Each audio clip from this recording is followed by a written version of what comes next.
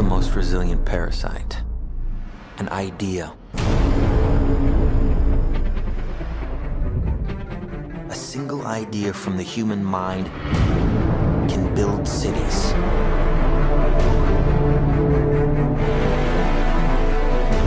An idea can transform the world and rewrite all the rules. Which is why I have to steal it. I was 20 years old. I was at my lowest point. And then one day, and I remember the exact day, March 27th, 1975, I was helping my mother in her beauty shop. My mother owned a beauty shop up in Mount Vernon. And there was this older woman who was considered one of the elders in the town. And I didn't know her personally, but I was looking in the mirror, and every time I looked at the mirror, I could see her behind me, and she was staring at me. She just kept looking at me. Every time I looked at her, she kept giving me these strange looks. So she finally took the dryer off her head and she said something I'll never forget. First of all, she said, "Somebody give me a piece of paper. Give me a piece of paper." She said, "Young boy, I have a prophecy, a spiritual prophecy." She said, "You are going to travel the world and speak to millions of people." I began at Fordham University as a pre-med student.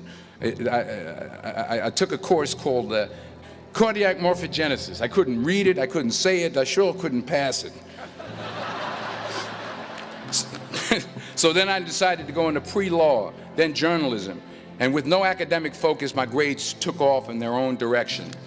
I was a 1.8 GPA one semester, and the university very politely suggested that it might be better to take some time off. I found that nothing in life is worthwhile unless you take risks. Nothing. Nelson Mandela said, "There is no passion to be found playing small and settling for a life that's less than the one you're capable of living." Fail big. You will fail at some point in your life. Accept it. You will lose. You will embarrass yourself. You will suck at something. There's no doubt about it. In the acting business, you fail all the time. Early on in my career, I auditioned for a part in a Broadway musical. Perfect role for me, I thought. So I'm in the wings. I'm about to go on stage.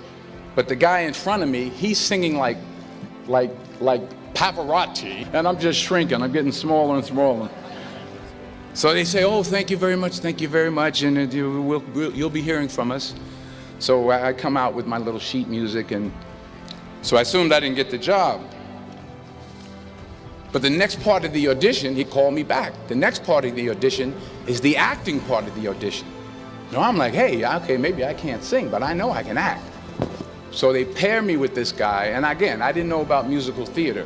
And musical theater is big, so they can reach everyone all the way in the back of the stadium.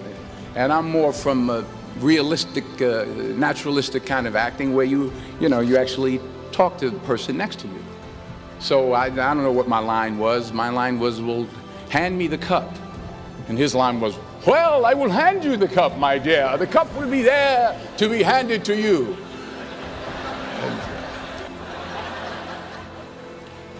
I didn't get the job. But here's the thing. I didn't quit. I didn't fall back. I walked out of there to prepare for the next audition, and the next audition, and the next audition. I prayed.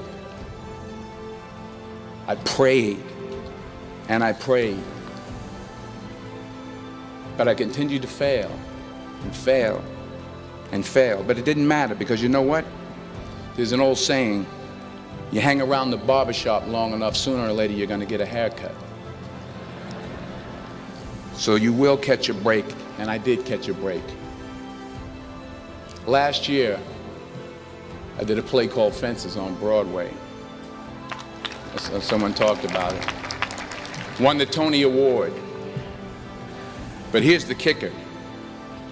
It was at the Court Theater. It was at the same theater that I failed that first audition 30 years prior. Reggie Jackson struck out 2,600 times in his career, the most in the history of baseball. But you don't hear about the strikeouts. People remember the home runs. Fall forward. Thomas Edison conducted 1,000 failed experiments. Did you know that? I didn't know that. Because the 1,001st was the light bulb. Fall forward. Now, I'm sure in your experiences in school and applying to college and picking your major and deciding what you want to do with life, I'm sure people have told you to make sure you have something to fall back on. Make sure you got something to fall back on, honey. But I never understood that concept, having something to fall back on. If I'm going to fall, I don't want to fall back on anything except my faith. I want to fall forward. I figure at least this way I'll see what I'm going to hit. Fall forward. The point is, every graduate here today has the training and the talent to succeed. But do you have the guts to fail?